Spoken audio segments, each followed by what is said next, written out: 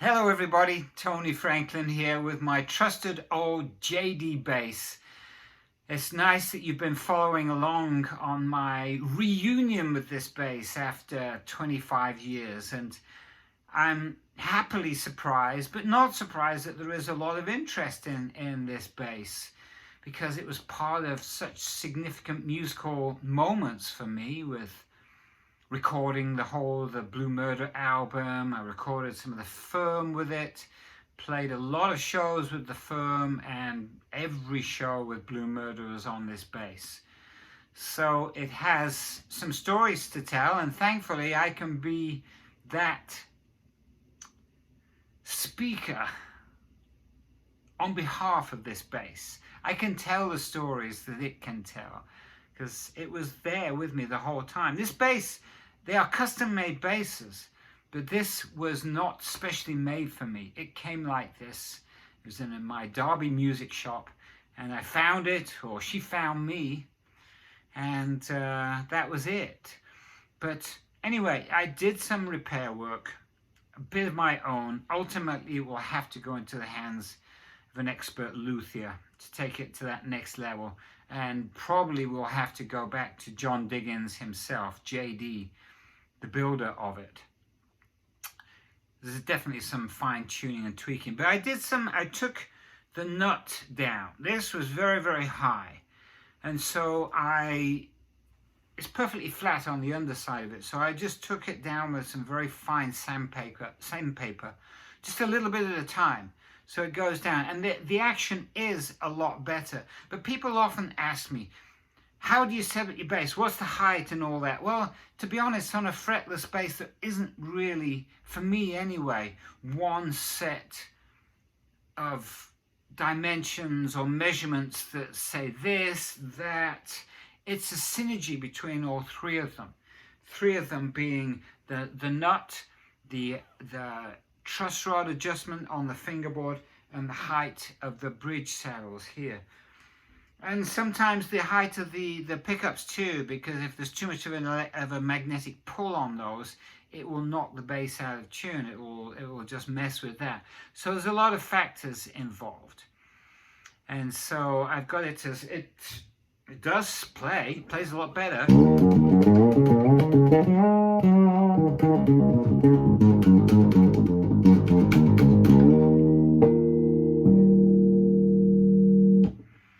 Kept it down a half step because that's where it was most of its life. Well, the later half, certainly, with Blue Murder. Anyway, the next thing that I did was to check to see if the batteries were still in there, and if they would most definitely need to be replaced. Well, they were. And so thankfully, very little corrosion. There's something about this bass that is really magical.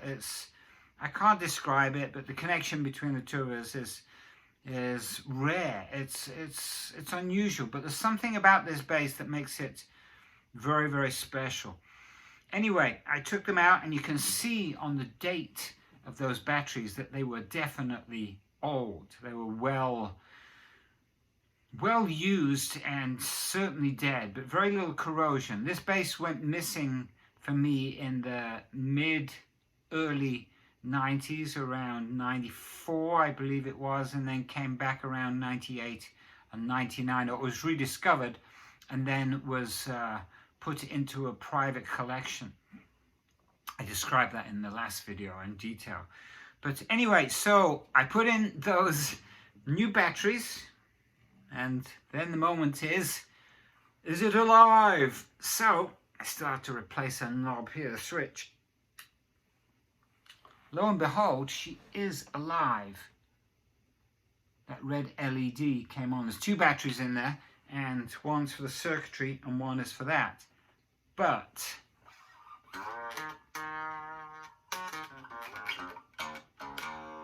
no sound. So she's alive, but she's not fully back to health. So unfortunately, I have to switch that off. Don't go away too soon, because I'm going to play something you'll know here and show you how I did it on this bass, Billy. So don't go away yet. I won't keep you waiting too long, I promise. But anyway, so this will have to go in to have some expert love and repair on all this. But anyway, Billy. So here's the trick with this. Wow, the levels drop.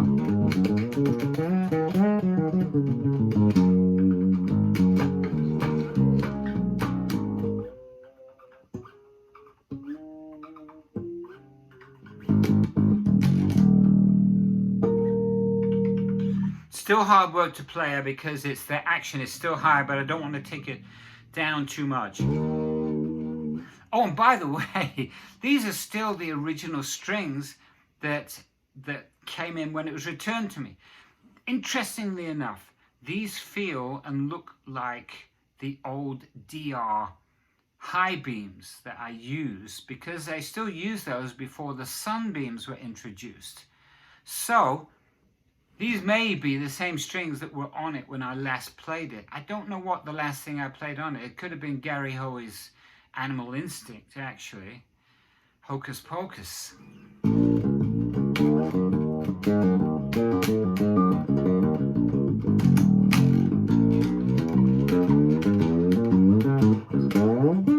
Whatever it was at the end, that was played on this bass. So yeah, it could be still those strings. I don't know, but definitely the sunbeam shows the DRs, right? Shows how long those things last, right? I always say about the DR strings how long they last, and they do.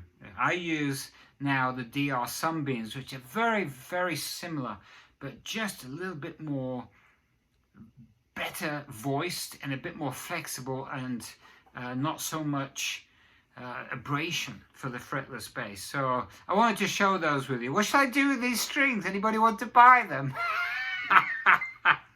Send me a message if you do. I don't know, we'll see. Anyway, with Billy, I tuned the A string up to a B, which made the tension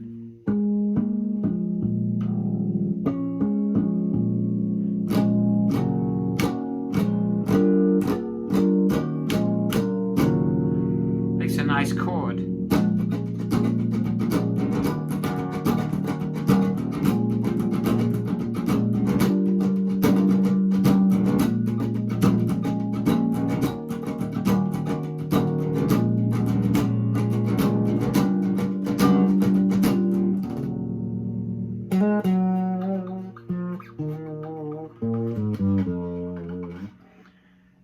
So, Billy, why did I do that? Because that's the riff. I seem to have lost a little power, level-wise. Let's turn the amp up a little bit.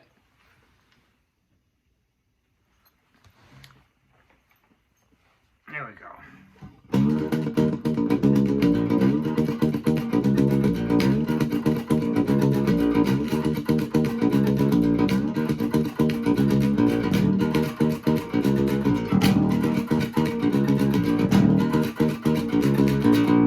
That's all it was. That's all it was. But what I used to do live, this is before I had the drop D tuner. It still doesn't. I won't put it on this bass. Keep it all original. We had the middle section.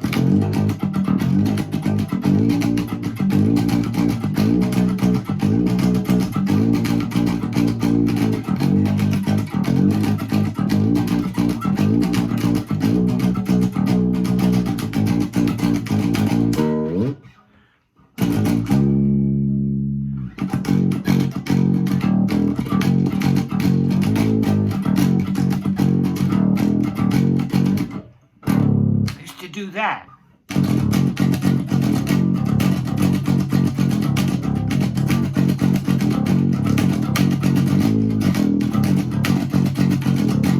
It's very powerful when you do that. And then back at the end of that part, I would go.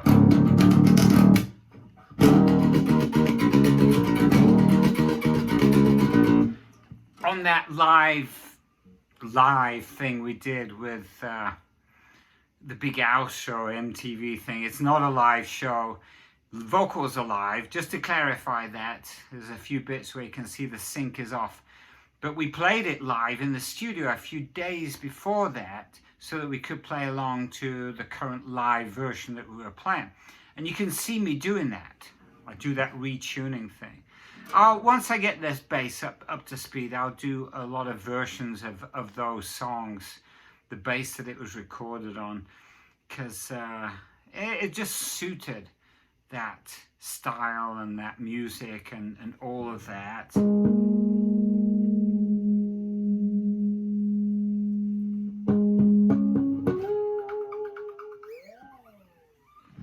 Anyway, that is the continuing tale of the old JayDee Bass.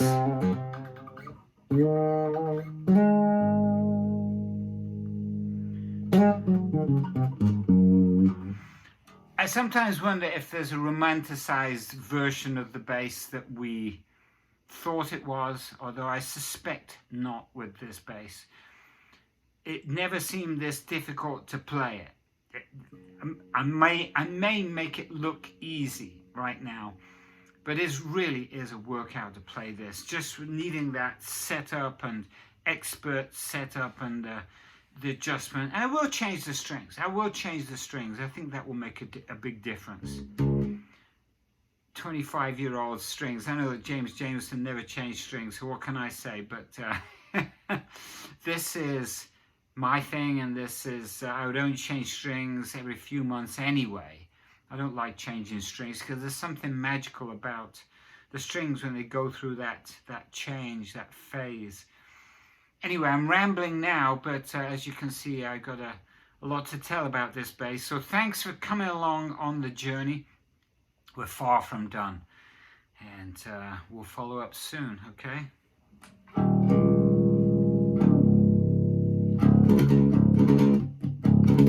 We always said the Valley of the King sounded like the Sound of Music.